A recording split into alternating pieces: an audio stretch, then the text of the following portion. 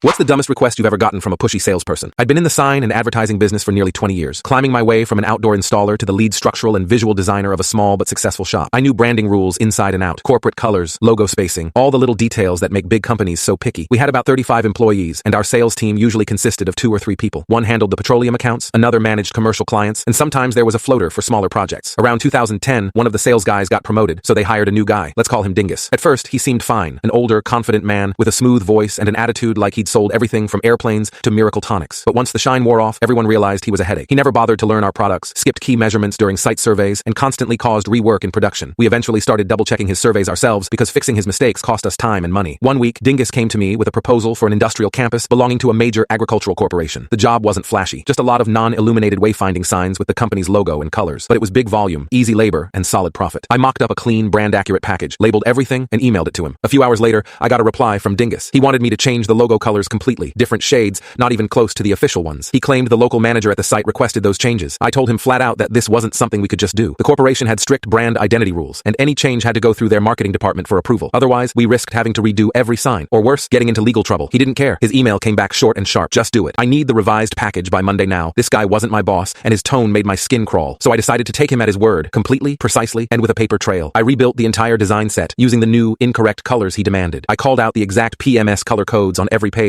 and noted that the change had been made per his instructions. Then, as was standard procedure for our shop, I emailed the whole thing to him and copied the client's corporate marketing team for approval. My message was polite and professional. I even thanked them for their time and included both my contact and Dingus's number for convenience. By Monday morning, I walked into the office and found both Dingus and the owner waiting for me. The look on Dingus's face said everything. He'd been caught in something ugly. The owner started asking why I had contacted the corporate office directly and why my email had apparently caused a bit of an uproar between the corporate marketing department and the local site manager. I calmly explained that I was following procedure. The company's marketing guidelines clearly required corporate review before production. I also pointed out that Dingus had instructed me to change the colors, which, by their own documents, violated their identity standards. I'd simply done what he asked, and since I was responsible for the design department, sending things for review was part of my job. No one had told me not to. What actually happened became clear later that day. The local site manager just didn't like the official color palette and wanted to freshen things up. Dingus, desperate for a quick sale, had agreed without realizing that bypassing the corporate rules was a big deal. My email had gone straight to the corporate marketing team, exposing the whole mess before anything was printed. The owner called corporate himself and confirmed that I had followed their rules to the letter. They even thanked our shop for keeping everything consistent and professional. Dingus, on the other hand, got a long lecture about company liability and brand compliance. He managed to keep his job for a few more months, but the damage to his reputation was done. He left not long after. We still landed the contract in the end. Corporate appreciated our attention to detail, and once I corrected the color scheme back to the official tones, the job ran smoothly. Every time I passed that industrial campus after that, I couldn't help but smile at those perfectly colored signs, each one a quiet reminder that sometimes the best way to handle a stubborn salesperson is simply to do exactly what they told you to do.